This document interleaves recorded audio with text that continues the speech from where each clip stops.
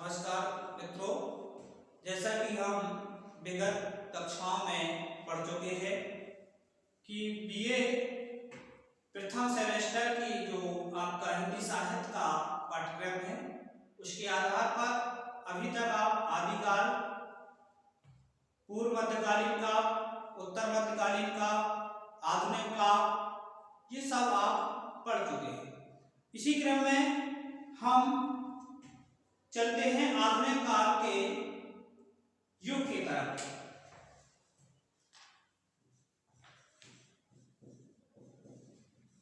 हिंदी साहित्य बीए प्रथम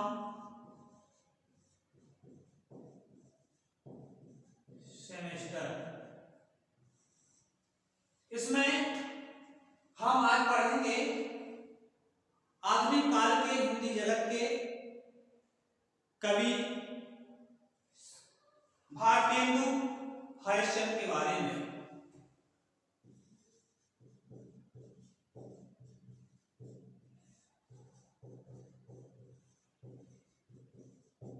भारतेंदु हरिश्चंद्र अर्थात हिंदी काव्य में भारतेंदु हरिश्चंद्र का क्या योगदान है। भारतेंदु हरिश्चंद्र हिंदी साहित्य के आधुनिक के जनक माने जाते हैं और इनका जो जन्मकाल है वो 1850 ईस्वी से 1885 ईस्वी तक, 1850 ईस्वी से 1885 ईस्वी तक इनका जन्मकाल माना गया है।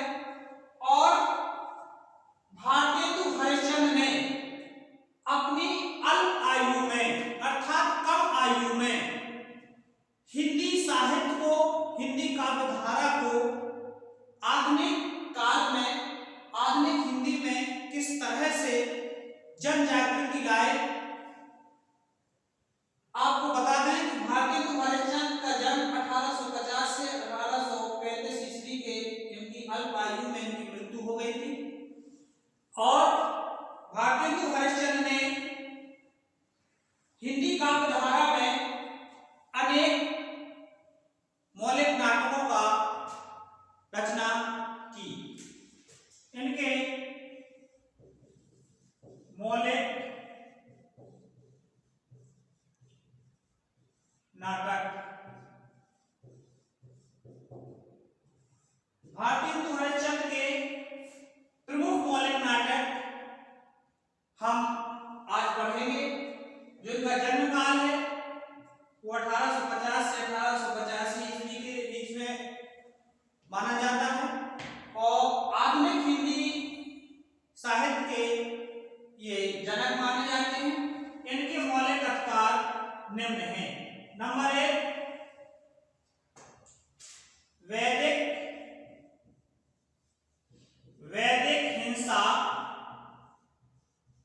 हिंसा न भवति। वैदिक हिंसा न भवति। नंबर 2, चंद्रावली नाटिका।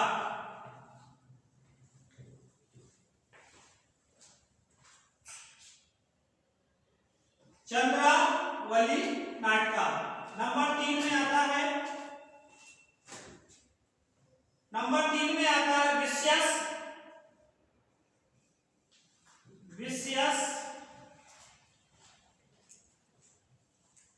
विष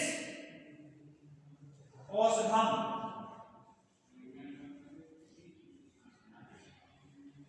नंबर 1 वैदिक हिंसा न भवति, चंद्रावली नाटिका, विषयम और अगला है भारत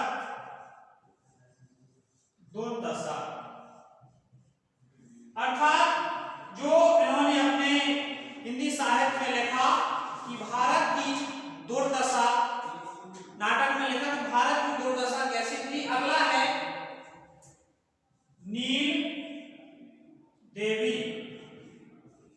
नील देवी नंबर 6, ये इनका प्रसिद्ध एकांकी है अंधेर नगरी। और अगला है, अगला नाटक है इनका प्रेम जोगनी। प्रेम जोगनी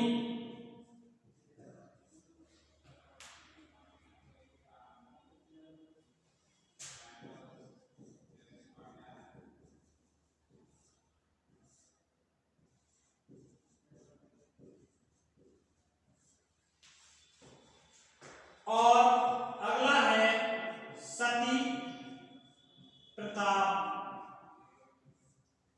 ये भारतेंदु हरिश्चंद्र के मौलिक नाटक हैं जो आपके पाठ्यक्रम में है, आपके सिलेबस में है।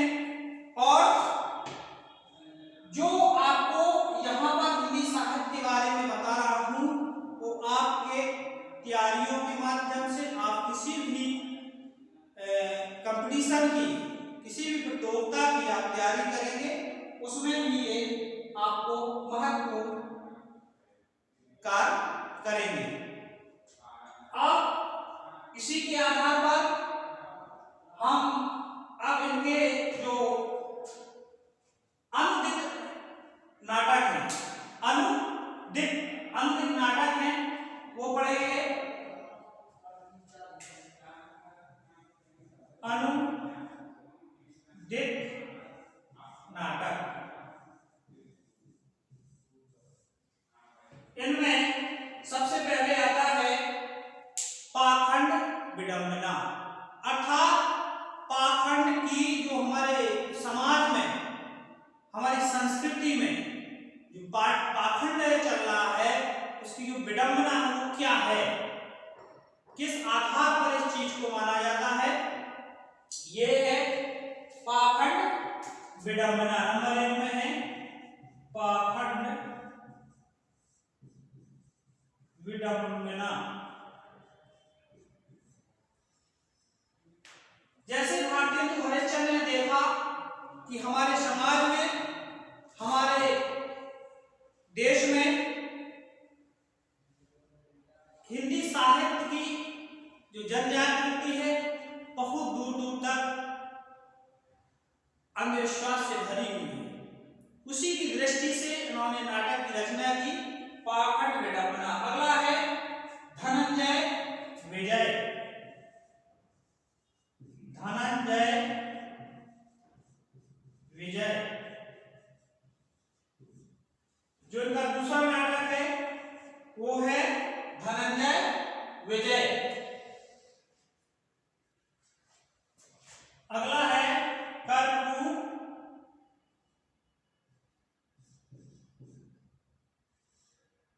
मंजरी। अगला है मुद्रा राक्षस।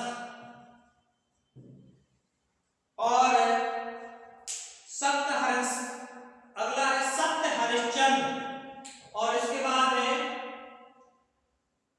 सत्य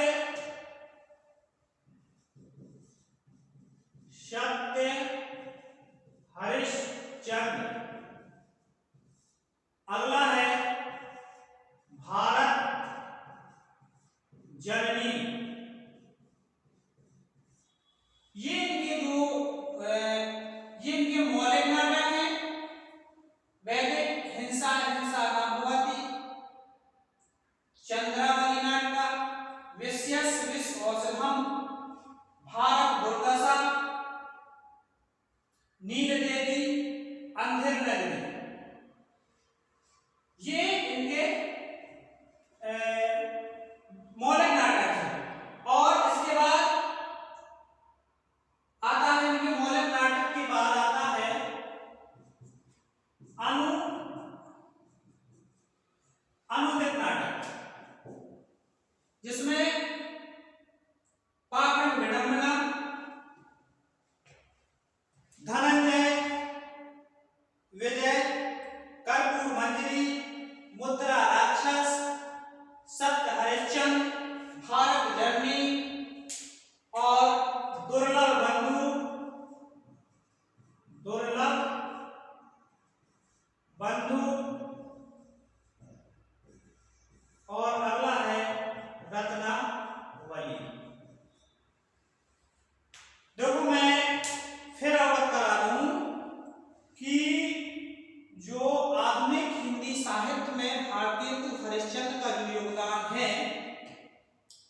वो योगदान अविस्मरणीय है।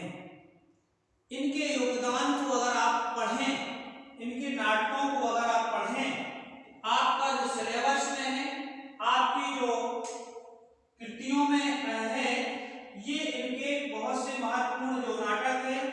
नंबर 1 अंधेर नगरी, भारत दुर्दशा, विषयम औषधम, प्रेम योगिनी, सती प्रताप, पाखंड विडंबना, मुद्रा राक्षसम और कर्पूर मंजरी। ये इनके जो नाटक हैं, मौलिक हैं, ये अनुदित हैं। ये बहुत ही ज्यादा इनके नाटक प्रचलित हैं।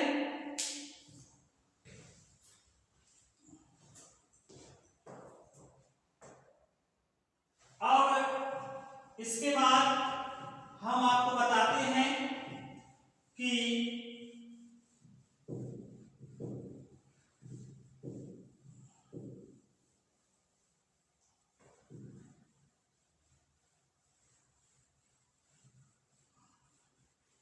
भारतेंदु हरिश्चंद्र ने अपने जीवन काल में,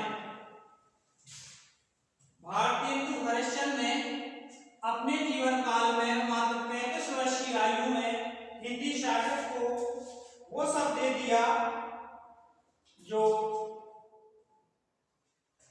अन्य कवियों ने नहीं दिया। और इन्होंने सबका देखा कि समाज की क्या दुर्दशा है, समाज की दुर्दशा।